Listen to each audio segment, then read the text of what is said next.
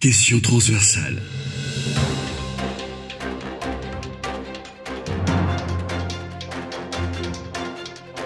Question transversale. Décryptage, analyse, fait d'actualité, point de vue croisé.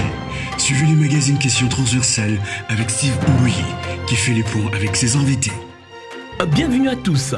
Contre toute attente, le Boeing 777 d'Air Italia ne va plus atterrir sur le tarmac de l'aéroport international de Njili le 5 juillet prochain, tel qu'annoncé il y a quelques semaines.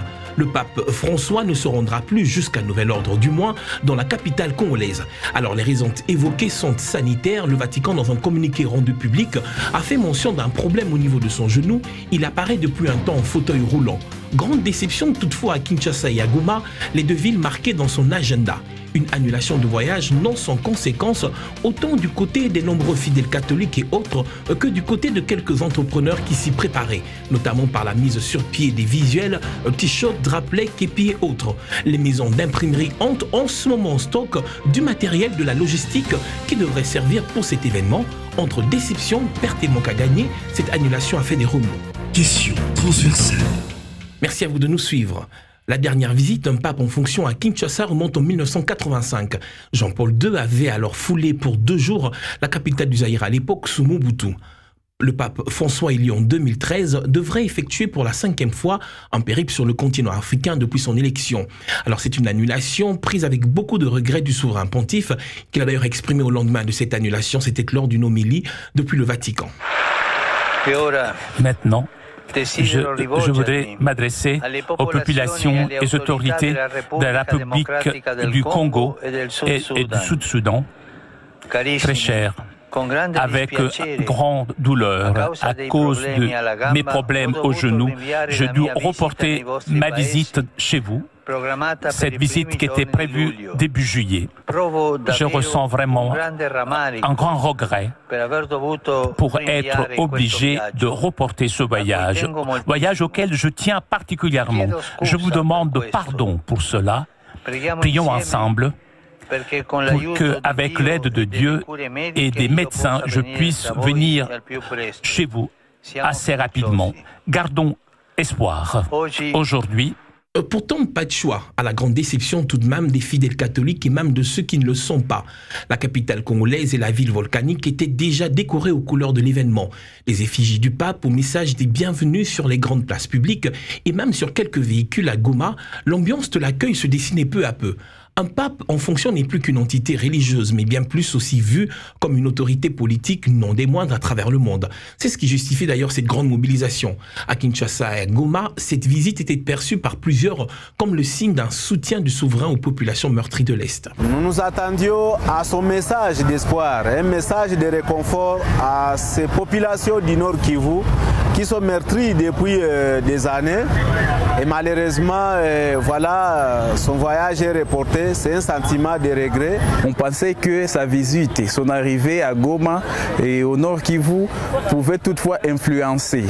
Que nous ayons au moins la paix parce que ce mot pourrait peser dans la cour des grands pour que nous puissions au moins avoir la paix dans notre province. Question transversale.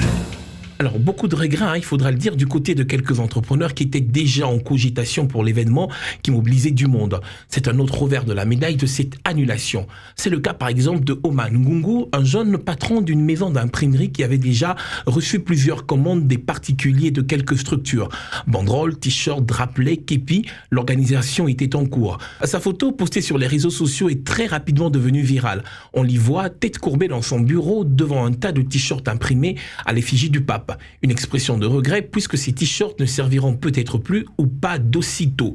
C'est près de 10 000 t-shirts imprimés en stock et près de 20 000 $ américains de perte. Nous avons en stock quelque chose comme 10 000 t-shirts. Si je peux estimer, on est à 20 000 $. Bon, un sentiment de regret parce que énorme parce que voilà, d'abord en tant que Congolais, c'était quelque chose d'exceptionnel pour nous de recevoir le pape. C'était une grande fierté pour nous de recevoir le pape en RDC.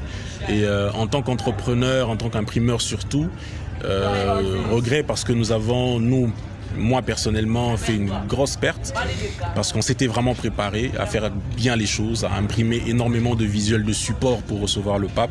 Malheureusement, le fait qu'il ait annulé ce voyage, cette visite, fait que voilà, tout ce qu'on a imprimé va rester dans nos placards. Et en dehors de la perte, il y a aussi les manques à gagner. C'est-à-dire que des clients qui... on avait fait des prévisions, on savait qu'il y a énormément de clients qui allaient venir pour passer des commandes, qui ne viendront plus malheureusement. Et donc voilà, donc je dirais qu'en gros c'est le sentiment de regret. Tout n'est peut-être pas perdu, estime-t-il. Quelques clients fidèles tiennent tout de même à récupérer ces t-shirts et autres visuels, mais cette fois-ci avec un message tout autre de soutien au pontife malade. Actualisation oblige. Oman Gungu ne tarit pas de stratégie de marketing. C'est pas totalement perdu parce que je sais qu'il y a quelques clients fidèles à nous et quelques chrétiens catholiques ou simplement des Congolais qui vont vouloir quand même se procurer ce t-shirt. Et voilà, puisque nous n'allons pas croiser les bras, je peux essayer de modifier les t-shirts que nous avons, modifier le message, pourquoi pas apporter un message de soutien ou un message de soutien, parce que le pape, il semblerait qu'il n'est pas en parfaite santé, et donc on peut justement à travers ces t-shirts communiquer un message de soutien à l'égard du pape. C'était le risque à prendre, il faudra le dire. L'entrepreneuriat, ces réalités, desquelles d'ailleurs on en tire toujours des leçons. Mais aussi, plusieurs internautes, après la photo postée de ce jeune entrepreneur, ont estimé qu'il ne pouvait s'en prendre qu'à lui-même, puisque, disent-ils, il allait se faire de l'argent derrière le dos du pape.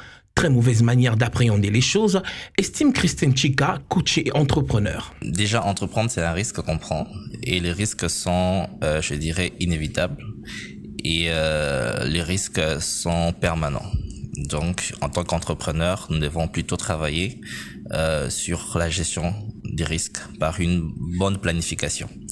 Alors, pour les cas de jeunes entrepreneurs, je trouve que c'est normal parce que l'entrepreneur est là pour saisir les opportunités. Surtout lui, dans ce domaine, il a vu une opportunité, il a anticipé. Je pense que ce qu'il a voulu faire, ça s'est mal passé. Mais si on se disait, le même personne aujourd'hui qui le condamne, je pense que ça serait la même personne qui allait acheter ses t-shirts si réellement le pape était arrivé.